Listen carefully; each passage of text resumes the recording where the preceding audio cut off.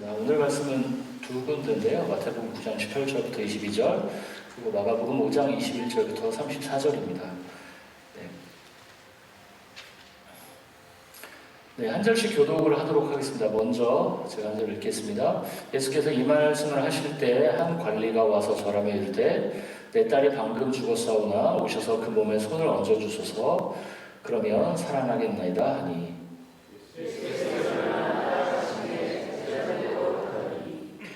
열두해 동안이나 혈루증으로 앓는 여자가 예수의 뒤로 와서 그 겉옷가를 만지니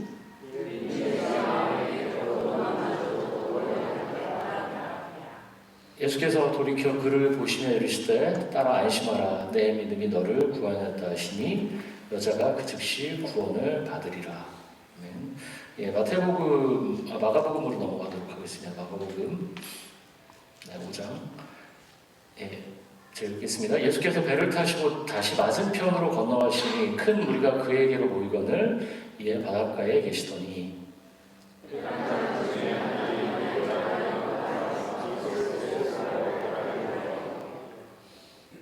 간곡히 구하며 이르되 내 어린 딸이 죽게 되었사오니 오셔서 그 위에 손을 얹으사 그로 구원을 받아 살게 하소서 하거늘.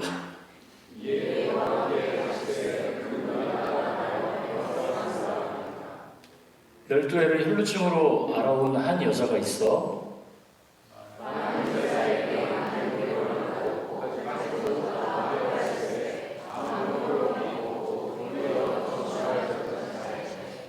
예수의 소문을 듣고 무리 가운데 끼어 뒤로 와서 그의 옷에 손을 대니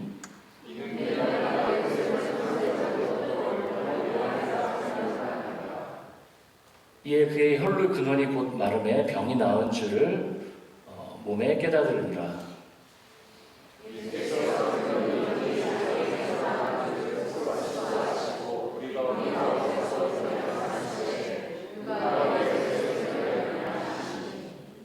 제자들이 여짜오되 우리가 에워싸 미는 것을 보시며 누가 내게 손을 대었느냐 물으시나이까 하되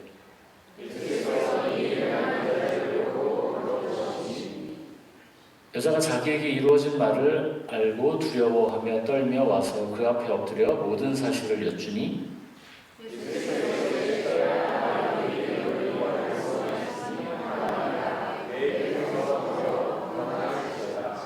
아멘. 자리에 앉으시기 바랍니다. 오늘 본문이 좀 길었죠? 설명이라고 애쓰셨습니다. 지난주에는 좁은 문, 좁은 길, 그리고 넓은 문과 넓은 길에 대한 마태복음 7장의 산상수훈의 어떤 결론과 같은 말씀을 나누었고요. 오늘은 마태복음 9장을 보도록 하겠습니다. 마태복음 5장, 6장, 7장에서는 산상수훈이 이어지고요. 8장, 9장에서는 예수님께서 행하신 기적들에 대한 이야기들이 나옵니다. 제가 예전에 마태복음이 번갈아서 이렇게 사건과 말씀이 이어진다고 말씀을 드렸죠. 5, 6, 7장의 산상설교 이후에 곧바로 예수님의 기적에 대한 사건들이 마태복음 8, 9장에 언급이 되고 있습니다. 오늘은 마태복음과 마가복음 두 성경을 찾아봤는데요. 12해 동안 혈루증을 앓는 여인에 대한 사건입니다. 오늘 사건을 잘 아시는 분들도 계시겠지만 간단히 리뷰를 해보겠습니다. 예수님께서 배를 타시고 맞은편으로 건너가셨습니다. 이 당시에 예수님이 배를 타시고 건너가신 곳은 어딜까요? 갈릴리 호수겠죠. 사람들이 예수님 주변으로 모여들었습니다. 그때 회당장 중에 하나였던 야이로라는 사람이 와서 자신의 어린 딸이 죽게 됐으니 살려달라고 요청을 합니다. 근데 사실 마태복음 버전에서는 뭐라고 돼 있죠? 죽게 됐사오니가 아니라 죽었다라고 돼 있어요. 사실은 조금 이 기록이 좀 다른데 어쨌든 살려달라고 요청을 합니다. 그런데 그 무렵에 사람들이 예수님을 둘러싸고 에워싸고 막 밀고 있었을 겁니다. 방송 보면 게릴라 데이트, 그래서 되게 유명한 그 연예인들이 무슨 명동 같은 데 가면 막 카메라 주변에 그 사람들이 막 핸드폰 이런 거 같아요. 게릴라 데이트 그런 거였던 것 같아요. 예수님을 가까이서 보고 병고침을 받으려는 사람들이 몰려들었기 때문에 굉장히 이렇게 북새통을 이뤘던 것 같습니다. 보수 정치인들이 대구의 서문시장에 길을 받기 위해서 한 번씩 갈 때처럼 이런 일들이 있었던 것 같습니다.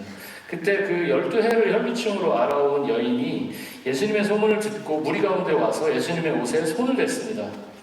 자신이 예수님의 손에 몸에 옷에 손을 대기만 해도 병에서 나을 거라는 믿음이 있었던 거죠.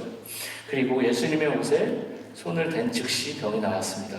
그때 예수님은 병을 고치는 능력이 나간 것을 알고 누가 내 몸에 손을 대었느냐라고 이렇게 얘기를 하죠. 제자들은 사람들이 이렇게 많은데 그걸 어떻게 알겠습니까? 이렇게 막 밀고 있는데 손을 댄지 어떻게 알겠습니까? 라고 반문합니다. 약간 이거 예수님께 약간 면박을 주는 듯한 톤이에요. 그렇죠? 그때 예수님의 옷에 손을 댄 여인이 두려워하면서 자신이 그랬다고 고백을 합니다. 그러자 예수님께서 따라 내 믿음이 너를 구원하였다. 평안히 가라. 너는 병에서 자유해질 것이고 건강해질 것이다 라고 말씀하시면서 오늘 본문은 마무리되고 있습니다. 그리고 오늘 본문 이후에는 뭐죠? 예수님께 원래 목적지가 어디였죠? 지금 회당장 야이로의 딸을 고치러 가다가 그 앞에 12해를 혈루증으로 앓던 여인이 예수님을 앞에 딱 나타나서 몸을 만지고 그런 일들이 있었던 거죠. 오늘 본문 넘어가면 회당장 야이로의 집에 가서 야이로의 딸을 살리는 장면이 나옵니다. 제가 작년에 마가복음 설교를 하면서 사실 혈루증 앓는 여인에 대한 본문은 스킵했습니다. 왜냐하면 이 본문은 설교 때 굉장히 많이 사용되는 본문이기 때문에 넘겼어요. 근데 오늘은 같이 좀 나눠보려고 하는데요. 오늘 처음 본 그 마태복음을 보면 어떤 한 관리라고 표현되어 있어요. 회당장 야이로라는 이름이 나오지 않습니다. 한 관리가 와서 절하면서 예수님께 간청을 했다고 나오는데요. 마가복음에서는 회당장 야이로라고 표현하고 있고요. 회당장 야이로의 딸을 고치는 기적과 그 다음에 12해 동안 혈루증을 앓던 여인이 치유되는 것은 한 쌍의 이야기로 봐야 됩니다. 이 두 이야기를 보면 이 복음서를 쓴 저자들의 의도가 선명하게 눈에 띕니다. 이야기 속으로 조금만 더 깊이 한번 들어가 보겠습니다. 아까 말씀드린 대로 8장과 9장은 예수님의 기적으로 도배가 됐습니다. 중풍병자를 고치기도 하고 눈이 먼 사람을 뜨게 하기도 하고 예수님께서 기적을 행하시는 장면이 연이어서 나옵니다. 그럴 때 마침 회당장 야이로가 자신의 딸을 살려달라고 예수님께 간청합니다. 회당장이 어떤 직책이죠? 기본적으로 회당장은 회당을 관리하는 역할을 하는 사람입니다. 회당장은 회당에서 진행되는 어떤 예배의 담당자를 선택하는 사람이고요. 그렇습니다. 그렇다면 우리가 여기서 질문이 들 것 같아요. 회당이 무엇일까? 회당. 회당은 유대인들의 공동체적, 종교적, 어떤 사회적 생활의 중심이었다라고 보시면 됩니다. 회당이라는 공간에서 함께 예배도 드리고 공부도 하고 사회도 하고 재판도 열리고 무슨 동창회도 하고 이런 모든 웬만한 모임들이 회당에 있었다고 회당에서 진행된다고 생각하시면 되는데요. 예수님 당시 1세기 때도 이 팔레스타인 지역에 회당이 400여 개가 존재했을 거다라고 학자들은 존재하니까요. 회당이 굉장히 동네마다 꽤 있었던 것입니다. 그래서 사실 이 설교를 할 때 많은 분들이 회당장이 어떤 사회적으로 굉장히 높은 위치다라고 이렇게 얘기하는데 그 정도는 아니고요. 동네에서 조금 이렇게 그 동네에서 조금 힘을 쓰는 정도라고 보시는 게 더 적절할 것 같습니다. 이 마태복음 8장부터 9장까지 예수님께서 기적을 베푸시면서 사람들의 주목을 한 번에 쫙 받을 때 회당장 야이로가 예수님 앞에 나타납니다. 자기의 딸을 살려달라고 말을 합니다. 예수님 어떻게 반응하시죠? 당연히 가겠다 하고 가시죠. 그런데 이 이야기 중에 다른 이야기가 사실 끼어드는 거예요. 의도적으로 사실 복음서 저자가 이걸 이렇게 연결해서 얘기를 하고 있는 거죠. 12해 동안 혈루증을 앓던 여인에 대한 이야기입니다. 혈루증이 무엇이죠? 출혈이 멈추지 않는 병입니다. 요즘 용어로 표현하면 자궁출혈 정도로 표현할 수 있다고 합니다. 의학적으로 조금 더 구체적으로 표현하면 자궁근종, 자궁에 혹이 생기는 거죠. 근종이나 다낭성 난소증후군 이렇게 둘 중에 하나였을 거다. 지금 의학적인 판단으로 보면 어떤 자궁이나 난소 쪽에 질병이 있어서 계속 출혈이 있는 병입니다. 사실 팔레스타인은 물이 굉장히 귀한 지역이 있습니다. 물이 귀한 지역에서 그렇다면 물이 귀하다는 건 뭘까요? 씻기가 어렵다는 거예요. 지금처럼 호수 뭔가 탁 틀으면 물이 촥 나고 이렇게 온수로 샤워하고 이런 세상이 아니잖아요. 굉장히 씻기 어려울 때 이렇게 피가 계속 난다는 건 엄청나게 힘든 고통의 시간들을 보냈다는 거죠. 상상하기도 어려울 겁니다. 오늘 마태복음 버전에서는 안 나오는데 마가복음에서 뭐라고 나오죠? 여러 의사들을 만났다가 돈을 막 탕진하고 하는 얘기들이 나옵니다. 그게 다 뭐였죠? 헛수고가 됩니다. 그리고 예수님을 통한 치유가 인생의 마지막 기회일 거다라고 생각하고 오늘 예수님께 다가갔을 겁니다. 구약 율법에서는 이 혈루증을 부정한 질병으로 규정합니다. 부정한 사람이 만지는 모든 것이 부정해집니다. 이 질병을 가진 사람은 자신이 부정할 뿐 아니라 공동체를 부정하게 만들 수 있기 때문에 공동체로부터 격리가 됩니다. 그런데 이 여인이 율법을 어기고 어떻게 했을까요? 최대한 냄새가 나지 않게 몸을 씻은 다음에 몸을 옷으로 둘러싸고 자기가 격리된 혈루증 앓는 환자라는 것을 티를 안 내고 은밀하게 예수님 주변으로 막 정신없을 때 침투했겠죠. 그리고 예수님의 옷자락을 살짝 만졌을 겁니다. 은밀하고 신속하게 군중들 틈에서 예수님을 잠깐 터치하고 그러면 나는 나을 수 있어 라고 믿고 빠지려고 했을 겁니다. 그런데 예수님께서 그걸 그냥 넘어가지 않으시고 어떻게 하시죠? 혈루증 앓는 여인의 믿음을 드러내십니다. 그 여인을 향해 뭐라고 부르시죠? 따라라고 부르십니다. 따라. 그리고 너희 믿음이 너를 구원하였다라고 말씀하시면서 오늘 이야기가 마무리되고 있습니다. 네, 오늘 사건의 주인공인 혈루증 앓던 여인의 입장에 대해서 우리가 한번 생각해 보겠습니다. 12해 동안 혈루증을 앓고 재산을 다 잃고 사회적으로 완전히 격리가 돼서 살아간다. 그래서 제가 이 입장을 계속 제가 감정이입을 좀 해보려고 노력했는데 제가 일단 여성이 아니고 이런 게 얼마나 고통스러울지 제가 솔직히 말씀드리면 한 30%도 이해를 못 하겠더라고요. 아무리 제가 이것에 감정이입을 해보려고 해도 저는 남성이기 때문에 자궁도 없고 이런 출혈을 경험한 적도 없고 그냥 이렇게 상상하는 거죠. 근데 생각은 했었어요. 제가 만약에 이 여인의 몸으로 태어나서 이렇게 살았다면 저는 내 삶을 계속 이어가지 않았을 것 같다라는 생각이 더 많이 들었어요. 어떤 희망도 보이지 않고 사회적으로도 격리되고 친구들로부터도 친구를 사귈 수 있었을까요? 부모의 케어를 겨우 받았을까요? 어떤 희망이 보이지 않는 상태였을 겁니다. 인생 자체가 고통 아니었을까요? 그냥 하루하루 숨 쉬는 것 자체가 나는 왜 이렇게 태어났지? 왜 나는 이런 신의 저주를 받았지? 라고 원망하면서 하루하루를 보내지 않았을까요? 네, 고통스러운 시절이었을 겁니다. 근데 문제는 혈루증 앓는 여인 못지않게 우리 삶의 주변에도 이 정도는 아닐 수도 있고 이거보다 더한 분들도 있을 수 있어요. 충분히. 이런 일상적 고통들이 우리 삶에도 우리 주변에도 넘쳐 있다는 것입니다. 네, 여기 계신 분들은 우린 한국에서 오신 분들이죠. 대부분 여기서 태어나신 분들도 계신가요? 대부분 한국에서 태어나셨죠. 우리가 태어나서 자라온 한국이라는 컨텍스트는 어떤 컨텍스트일까요? 1940년대생은 참 안 계신 것 같고 50년대부터 계실 것 같은데 50년대 전쟁 이후에 60년대, 70년대 고도의 산업화 시대를 빠르게 거쳐왔습니다. 한국이 놀라운 것은 식민지를 경험한 나라 중에는 유일하게 어떤 놀라운 경제 발전과 절차적 민주주의를 완성한 나라입니다. 하나님께서 굉장히 많이 축복하신 것 같습니다.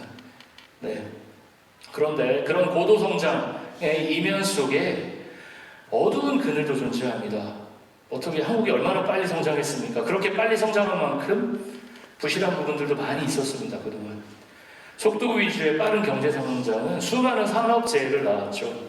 제가 얼마 전에 기도 제목 냈던 거 혹시 기억하시는 분 계실지 모르겠는데요. 카타르 월드컵 할 때 경기장 건설할 때 7,000명 정도가 사망했다고 8년간. 그게 8년간 7,000명이더라고요. 근데 더 비극적인 건 그 8년 동안 한국에서는 더 많은 사람이 산업재해로 사망했습니다. 제가 그 데이터를 보고 찾아봤거든요. 너무 깜짝 놀랐습니다. 거기는 뉴스라도 되지. 한국은 여전히 그렇게 떨어져서 죽고 어디서에 눌려서 죽고 인간이 그렇게 처참하게 죽어가는 그런 현실을 많이 보게 됐습니다. 사실 한국이 왜 그랬을까요? 원칙보다는 일이 되는 게 중요하고 일을 마무리하는 게 중요하니까 부실공사가 이어지고, 그래서 우리가 잘 아는 삼풍백화점이 무너지고 성수대교가 무너지고 그랬던 거죠. 그래서 제가 캐나다에 와서 가장 놀랐던 것은 어떤 순간에도 원칙을 지키는 것이었습니다. 그리고 그 원칙을 가장 철저하게 지키는 것은 부모들이 아이들을 대하는 태도를 보면서 제가 가장 놀랐습니다. 제가 마트에 가서 가장 놀랐던 게, 저는 캐나다는 굉장히, 캐나다 이미지 어떻습니까? 우리가 처음 캐나다 왔을 때 뭐 공기가 좋고 따뜻하고 뭐 사람들이 친절하고 이런 얘기들 많이 하잖아요. 저도 그런 이미지를 갖고 왔는데요. 제가 처음 월마트에 가서 부모와 아이들의 그 긴장감을 보면서 깜짝 놀랐던 게, 부모가 장난감 그 코너 앞에서 떼를 쓰는 아이를 부모가 무슨 개를 끈다는 표현은 그렇게 적절하지 않고 뭐 짐승이라고 했나요? 정말 사람이 아닌 것처럼 개를 질질 끌고, 처음에 너무 충격, 왜 쟤를 정말 학대가 아닌가 싶었는데, 그 부분은 좀 유도를 조금 더 세게 한 것 같기는 했는데, 전체적으로 이 로컬에서 아이들을 키울 때 허용 범위를 넘어갔을 때는 절대 용납하지 않고, 이건 돼, 이건 안 돼, 이건 돼, 이건 안 돼를 정확하게 가지고 그 원칙대로 가는 걸 보면서, 이게 이 사회에 굉장히 큰 힘이었구나, 여기서는 다리가 무너질 일은 없겠구나 라는 것들을 저는 오자마자 한 두세 달, 제가 그게 제일 충격적인 장면이었습니다. 반대로 한국 상황에서는 어떻죠? 아이들을 어떤 원칙으로 키우겠다기보다는 더 경쟁력 있게 키우는 게 우리에게 더 중요한 세계관입니다. 그게 이제 우리 한국 사회가 갖고 있는 원칙으로 키우겠다라기보다는 어떻게 하면 얘를 더 경쟁력 있는, 도태되지 않고 한국이라는 그 경쟁적인 사회에서 밀려나지 않게 키울 수 있을까가 우리의 가장 큰 관심사입니다. 그런 경쟁 문화 속에서 문제는 가정, 학교, 군대 안에서 서로에 대한 인격적 관계, 행동, 표현, 말보다는 물리적 폭력, 언어적 폭력이 만연했었습니다. 여러분, 저를 포함해 여러분 학교 다니면서 많이 맞으셨잖아요. 그때는 학교에서 선생님한테 맞는 게 당연하던 시절이었고, 부모한테도 맞는 게 어떻게 보면 당연한 시절이었고, 언어 폭력이 당연한 시절이었죠. 그 당시에는 흔한 장면이었습니다. 1970년대를 배경으로 한 한국의 단편소설들 보면 꼭 그런 장면이 많이 나옵니다. 폭력을 휘두른 남편, 아빠, 매 많은 아내, 아이들, 그런 장면들이 많이 나옵니다. 왜 나올까요? 그 사회를 그 소설가는 담고 있었던 것입니다. 자신의 문학작품에. 그만큼 우리가 살아왔던 과거의 시간들은 우리에게 아픈 상처로 각인되어 있는 경우가 참 많이 있습니다. 이거는 뭐 정도의 차이는 다 있어요. 그렇지만 특정 한 개인의 문제를 넘어서 어떤 시대의 보편적인 정서라고도 볼 수 있을 것 같습니다. 12해를 혈루증을 앓던 여인과 비교할 것은 아니지만, 우리 각자의 인생에서도 자신만의 고통의 지점들, 아픈 지점들이 다 있다는 얘기를, 그 말씀을 제가 드리는 것입니다. 우리는 그 각자의 상처를 안고 그 상처가 우리를 형성하죠. 그렇지만 상처만 있는 것은 아니죠. 우리가 받았던 사랑과 상처가 서로 어우러지면서 나라는 사람을 형성한 것입니다. 과거의 상처뿐 아니라 현재적 고통이 우리를 짓누르기도 합니다.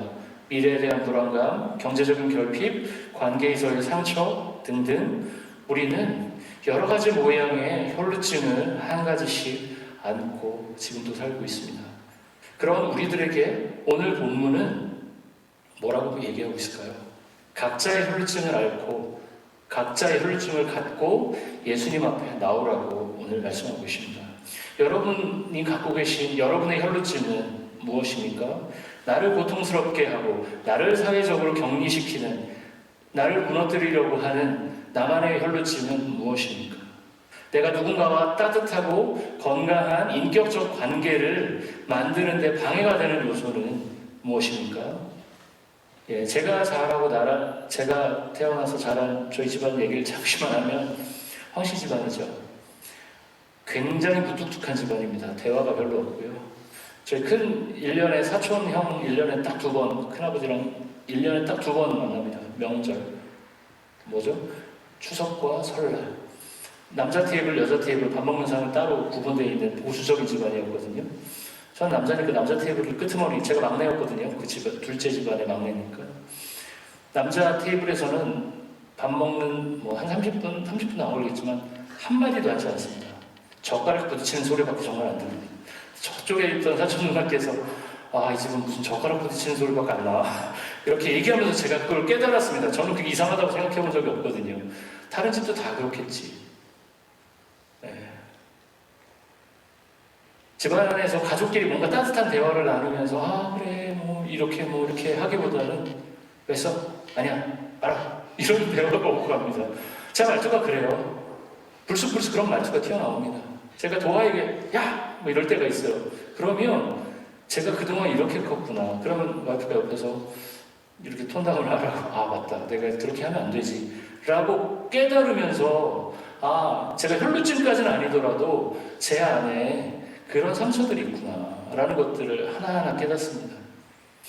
그래서 제가 뭐 부모님께 지금 저희 부모님만 너무 이상한 분입니다 그렇게 말씀드리는 건 아니지만 그 시절에는 다 힘들게 사셨고 자식을 어떻게 하면 먹여 살리고 어떻게 교육을 시킬까에 완전히 집중하던 시절입니다. 그게 이제 표준적인 부모님이었어요. 저희 부모님은. 그렇지만 엄청나게 헌신적으로 저를 키우셨죠. 네, 그 시절에 다들 그렇게 치열하게 여유 없이 살았던 것 같습니다. 저는 제 말투나 표정이 그렇게 싸하다는 거를 몰랐습니다. 20대 후반이 되어서야 알았어요. 어린 시절의 상처, 저한테도 그게 뭐 작은 상처가 되겠죠. 개인적인 성향과 맞물려서 우리를 괴롭힙니다. 열등감에 시달리기도 하고요. 비교의식에 시달리기도 합니다. 과하게 통제받았던 사람은 누군가를 과하게 통제하려고 하기도 하고요. 폭력적인 성향으로 드러나기도 합니다. 깊은 우울증으로 나타나기도 합니다. 네, 그렇습니다. 그렇다면 우리가 과거에서 시작된 상처와 현재의 어려움 속에서 우리가 할 수 있는 일은 무엇일까요? 오늘 본문으로 들어가 보면 그것은 오늘 혈루증을 앓던 여인과 같이 예수님의 옷자락을 만지는 거겠죠. 예수님의 옷자락을 만지는 겁니다. 예수님이 이 모든 상처를 회복하실 수 있는 근원이라는 것을 고백하고 주님 앞에 그 상처를 들고 나가는 것입니다. 주님께서는 예수님의 옷자락을 잡은 여인에게 뭐라고 말씀하고 계시죠? 따라라고 말씀하고 계십니다. 예수님은 그녀를 어떤 존재로 자신의 가족으로 받아들이셨어요. 딸이라고. 여기서 따라라고 번역된 헬라어 단어 뒤가테르라는 단어는 신약 성경에서 딱 두 번 쓰입니다. 여기서 따라라고 부를 때 또 어딜까요? 회당장 야이로의 딸을 부를 때는 딱 대칭시켜서 이렇게 쓰고 있는 겁니다. 복음서의 저자가. 뭘까요? 회당장 야이로가 자기의 딸을 향해 불렀던 그 호칭을 예수님께서는 이 혈루증을 앓는 여인에게 하고 계신 겁니다. 혈루증을 앓던 여인은 율법적으로는 절대 예수님의 몸에 손을 대서는 안 됐습니다. 이 마가복음 그 헬라어로 보면 그 옷에 손을 댔다고 했는데요. 옷보다 정확하게는 옷술입니다. 여기에 뭔가 이렇게 그 사람의 신분을 나타내는 그 있잖아요. 다는 거. 옷술. 거기를 맞은 거예요. 그거는 그 사람의 신분을 나타내는 거기 때문에 더 예를 들어 뭐 한국으로 하면 예전 시대는 도포자락의 끝주머리를 찔끔 만진 게 아니라 제일 중요한 곳을 터치를 한 겁니다. 그 터치를 하고 사람들에게 돌팔매질을 당했을 수도 있고요. 사람들이 이 여인을 향해 주먹질을 했을 수도. 그래도 전혀 이 여인은 항변할. 왜냐하면 격리되어야 될 사람이 지금 예수님이라는 존재의 옷술을 만진 거니까요. 어마어마한 지금 태클을 건 겁니다. 그런데 그곳에서 그 여인이 인생을 걸고 옷술을 만졌을 때 드라마틱한 회복이 시작됐습니다. 우리 인생에서의 고통과 상처도 사실 예수님을 만나기만 하면 혈루증 앓던 여인처럼 한 번에 여기 보면 혈루의 근원이 멈췄다라고 표현되어 있잖아요.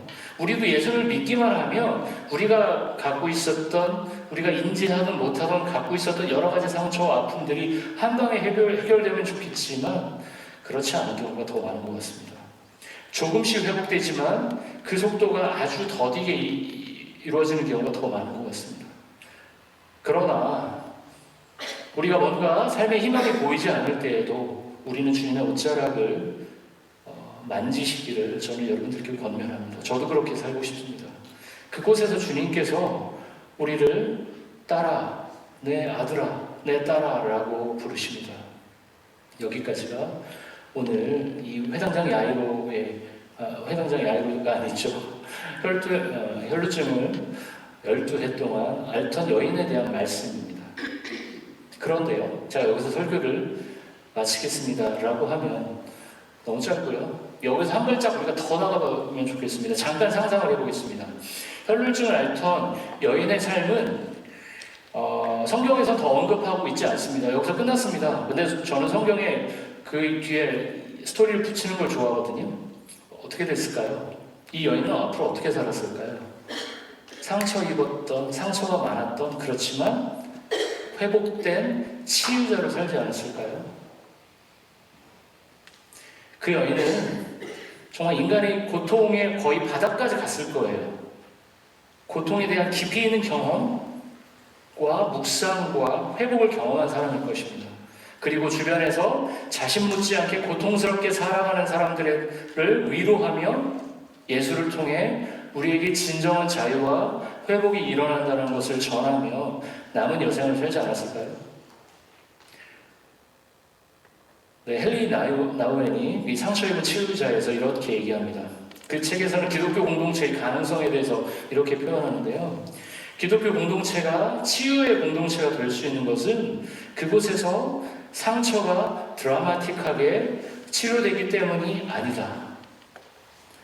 상처와 아픔이 여전히 남아있지만 그곳이 새로운 비전을 위한 출구가 되기 때문이다. 주빌리 교회, 아까 기도할 때, 찬양할 때 교회의 핵심 가치나 모토에 대한 얘기들이 이렇게 언급을 하셨는데요. 우리의 모토가 무엇이죠? 자유와 회복이, 죄와 회복의 하나님 나라 공동체 주빌리 교회입니다. 자유와 회복. 네, 일어납니다. 그렇지만 드라마틱하게 오늘 혈루증 앓린 여인처럼 예수님 몸에 손을 딱 대자마자 딱 놔고 하자마자 바로 하고 그렇게 잘 일어나지 않는다라는 거예요. 그렇지만 상처와 아픔이 우리에게 여전히 있지만 그곳이 새로운 비전을 위한 출구가 될 수 있다고 얘기합니다. 그럼 어떻게 될 수 있을까요? 우리가 예수님의 옷자락을 만졌을 때, 우리가 말씀을 듣고 주님 앞에 나갔을 때 주님은 우리를 위로하시죠. 우리의 고통을 덜어주십니다. 그건 사실입니다. 그리고 다시 오셔서 우리의 고통을 나중에는 완전히 없애주실 것입니다. 그러나 당장 모든 고통과 상처가 회복되지는 않는 것 같아요. 그러나 우리가 서로 아픔을 고백하고 서로의 나약함을 공유하며 하나님의 구원의 약속과 하나님의 약속을 향해 함께 나아갈 때 우리는 일방적으로 상처만 입은 자가 아니라 상처 입은 자로 살아갈 수 있습니다. 그런 의미에서 우리를 고통스럽게 하는 상처는 그것을 아주 능동적으로 받아들이는 사람에게는 하나님께서 새롭게 창조하시는 공간이 될 수 있습니다. 그 상처받았던 것이 그냥 내 상처에서 머무는 것이 아니라 나누어지고 고백되고 위로되고 함께 주님 앞에 내 옆에 있는 성도와 내가 가진 연약함과 상처를 주님 앞에 들고 나갔을 때 공동체 앞에서 주님께서 함께 그 상처를 치유해 주신다는 거죠. 그리고 그 경험은 다른 상처받은 이들을 도울 수 있는 힘이 되어서 그야말로 상처 입은 치유자로 살아갈 수 있게 한다는 것이죠. 제가 너무 거창하게 얘기했는데요. 사실 상처 입은 치유자라고 해서 너무 거창하게 생각할 필요는 없는 것 같습니다. 여기 계신 여러분들은 이미 상처 입은 치유자로 많은 분들이 살고 계신 것 같습니다. 굉장히 견디기 어려운 환경에서 자랐지만 내가 받은 상처와 아픔을 다음 세대에 전달하지 않고 자기 세대에서 끊어내고 다음 세대에게 축복과 애정을 전달한다면 이미 그분은 상처 입은 치유자로 살고 계신 것입니다. 최근에 가슴 아픈 일들이 많이 있었습니다. 시리아, 터키에서의 지진으로 너무 많은 사람들이 죽었습니다. 세상에 고통스럽게 살아가는 사람들이 너무나 많이 있습니다. 우리는 그들에게 뭐라고 얘기해야 될까요? 예수 그리스도가 유일한 희망이다. 우리 고통스럽지만 예수가 다시 오시는 날까지 서로 사랑하며 살아가자라고 그들의 손을 잡아줘야 합니다. 사실 이민자로 살다 보면 우리의 삶의 반경이 너무 좁아서 답답하다는 생각이 많이 들 때가 있습니다. 사회적 관계도 좁고 뭔가 새로운 걸 시작할 수 있는 여력이 없어서 그냥 나 혼자 건강하고 우리 가족 건강하면 나쁘지 않은 삶이지라고 생각할 수 있게 되는 것 같습니다. 그러나 우리가 언어적 한계, 사회적 한계 때문에 이 사회의 주류로 살지 못한다고 하더라도 우리가 낭망할 필요는 없는 것 같습니다. 내가 한 사람을 그리스도께 인도하고 한 가족, 내 주변에 있는 한 가족을 돌보고 한 단체, 의미 있는 사역을 하는 한 단체를 후원하고 내가 마음이 생기는 한 국가를 위해 그 국가를 품고 기도하고 살아간다라면 그 인생은 하나님 나라 관점에서는 너무나 글로벌한 인생 아니겠습니까?